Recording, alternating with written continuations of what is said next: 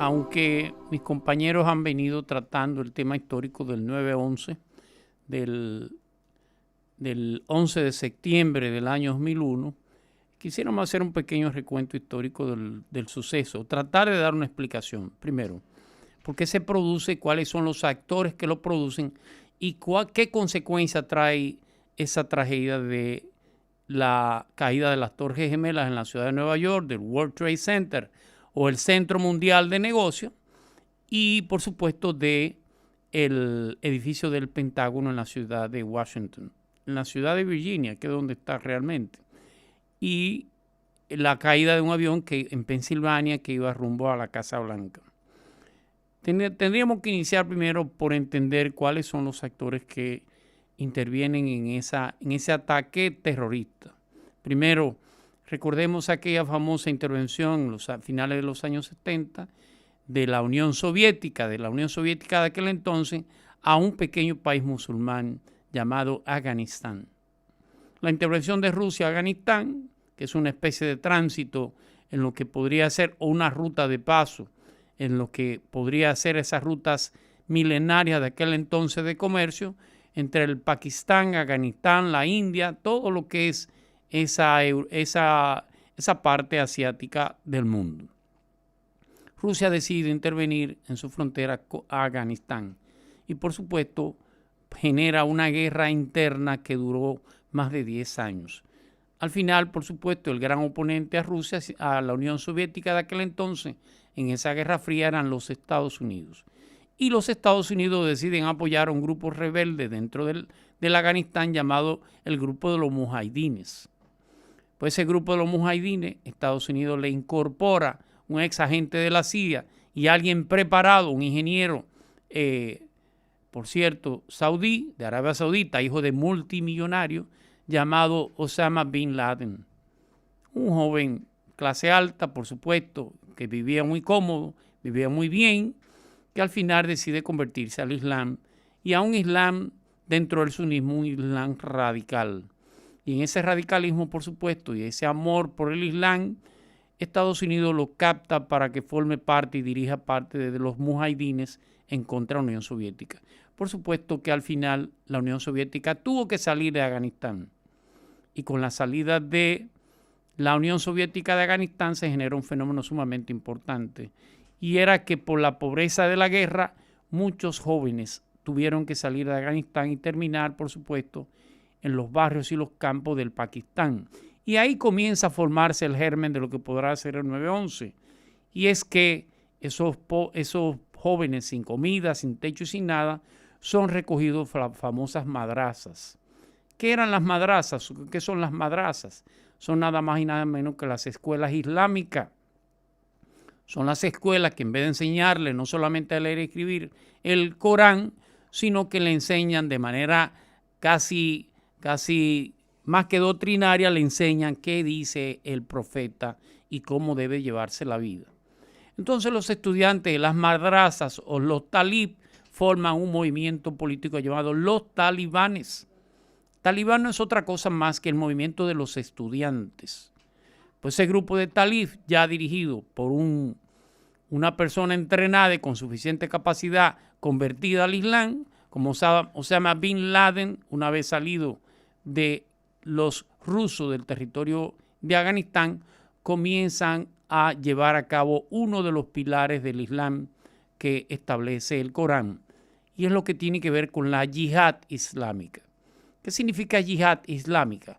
La guerra santa, que no tiene que ser necesariamente contra un enemigo particular. La yihad islámica tiene que ver con los vicios, tiene que ver con cada uno de los defectos que tiene el ser humano, y que el Corán y que el profeta nos dice cómo superar esas debilidades. Pero también la yihad islámica tiene que ver con sacar a los infieles, con combatir a los infieles en cualquier parte del mundo que se encuentren. Y como es normal, el infiel número uno para el mundo islámico tiene que ver con los Estados Unidos. Por lo tanto, ese grupo dirigido en este caso por Osama Bin Laden y esa agrupación social llamado el Talibán o los talibanes comenzaron a iniciar un sinnúmero de preparativos para ataques terroristas a nivel mundial y sobre todo a objetivos norteamericanos. Ahí se produjeron los atentados a la embajada norteamericana en Tanzania, se produjeron los atentados a la embajada americana en Kenia, etcétera, etcétera, etcétera. El ataque al buque Aquiles Lauri, en pocas palabras, ese grupo terrorista comenzó a accionar contra Estados Unidos. Al final, una de las metas principales o el proyecto de mayor envergadura de ese grupo de los talibanes, Osama Bin Laden, era un proyecto llamado Alá contra América. Alá contra América fue una especie de clamor, de yihad, de guerra santa contra los Estados Unidos. ¿Por qué el 9/11? ¿Por qué las Torres Gemelas? Nunca fueron el objetivo de ese grupo terrorista. De hecho, el grupo primario que participó en ese 9/11 había estado en Estados Unidos durante varios años. Donde se planifica el Alá contra América se hace en la Universidad de Hamburgo. De hecho, Mohammed Atta, el líder del 9/11, es un arquitecto que está haciendo una maestría en la ciudad de Hamburgo y, por supuesto, enrola en su proyecto islámico, aparte de los estudiantes de la Universidad de Hamburgo Islámico. ¿Dónde terminan los Estados Unidos? Al final deciden que los ataques tendrán que ser con aviones y que los ataques tendrán que ser a los grandes símbolos de los Estados Unidos. Para que usted tenga una idea, Mohammed Atta, Zakaria Musawe, el Sheikh Mohammed, todos aprendieron a volar en escuelas de aviación de los Estados Unidos. Es más, inclusive en escuela de aviación de la Florida. Hay un suceso que se menciona y es que Mohammed Atta no le gustaba volar con entrenadoras mujeres. Cuando le ponían a una mujer de entrenadora, él sencillamente decía que no, que ninguna mujer podía dirigirlo a él.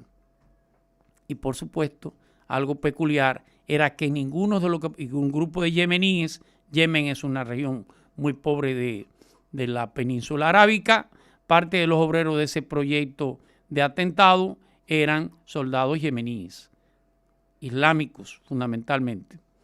Y claro, parte importante de ese aprender a volar avión no tenían importancia en el aterrizaje. Para ellos aterrizar no era importante, sino cómo conducir un avión.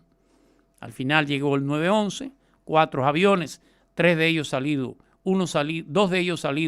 del aeropuerto de Boston hacia California. ¿Por qué utilizaron aviones que iban prácticamente de un lado de Estados Unidos al otro? Porque eran aviones que llevaban la mayor cantidad de combustible posible. Un tercer avión sale de la Guardia ¿cómo se llama la Guardia? De New Jersey. Sale de la Guardia y un tercer avión sale de New Jersey. Todos iban hacia la costa oeste, estaban llenos de combustible. Los 2 de Boston cambian el giro, se dirigen a Nueva York y aunque la Torre Gemela insistió varias veces de que tomara su curso, entendía que había un problema con la comunicación.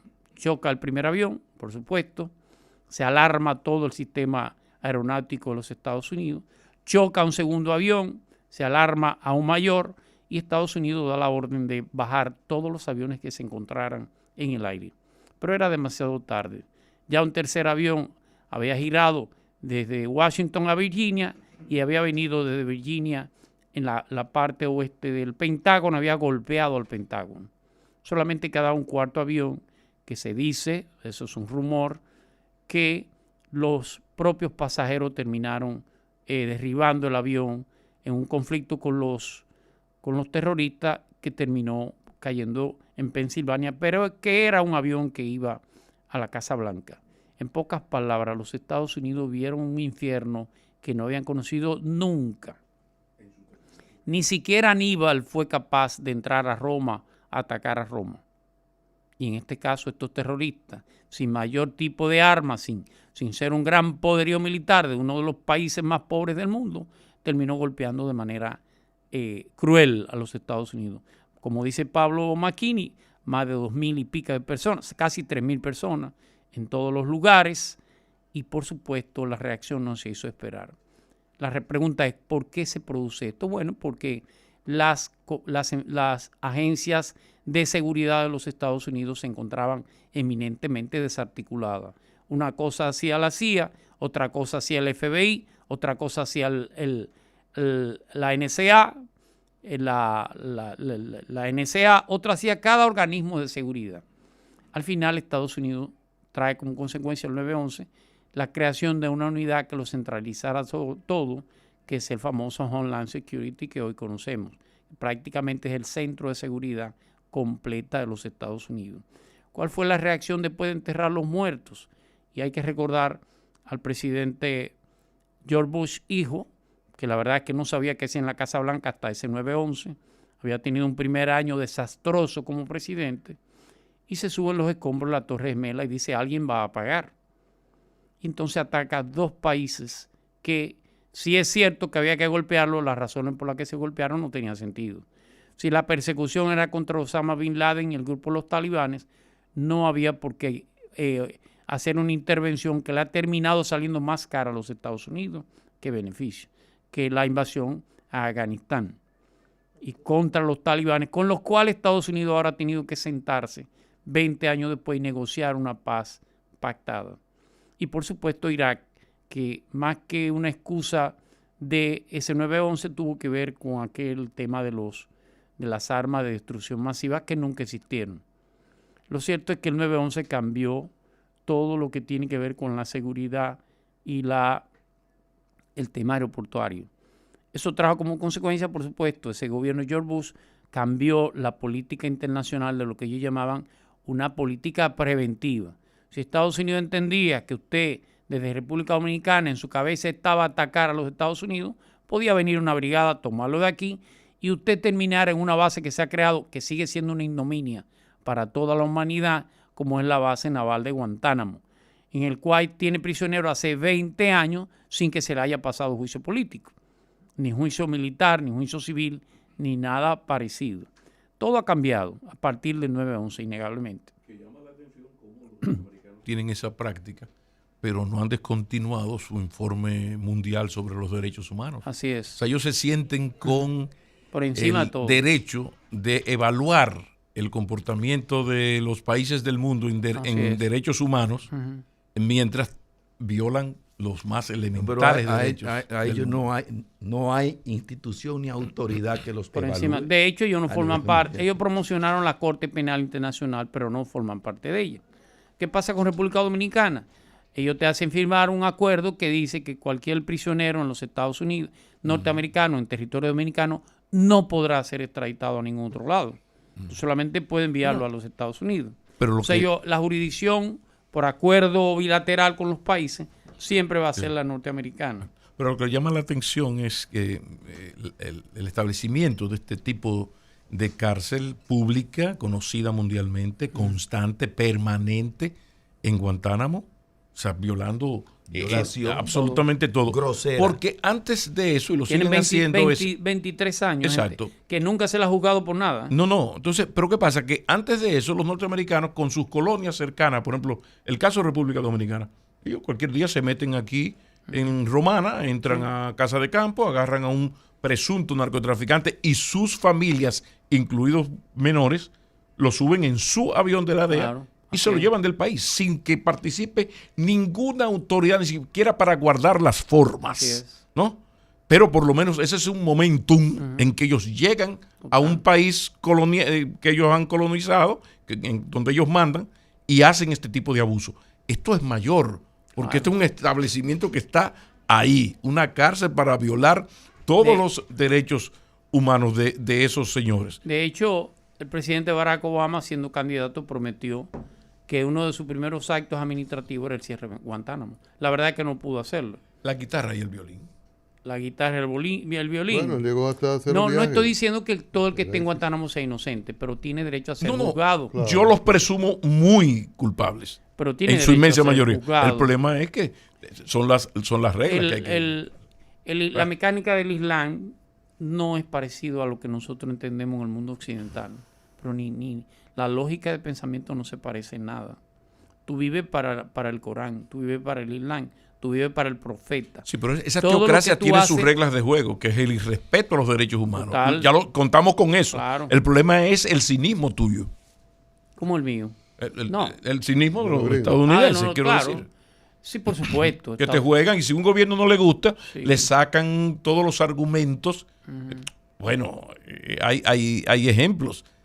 Y todo se resume a aquella expresión. Él es un hijo de puta, pero es nuestro hijo de puta, referido al Ya con Tachito Barack Somoza. Obama esa política preventiva cesó, hay que decirlo.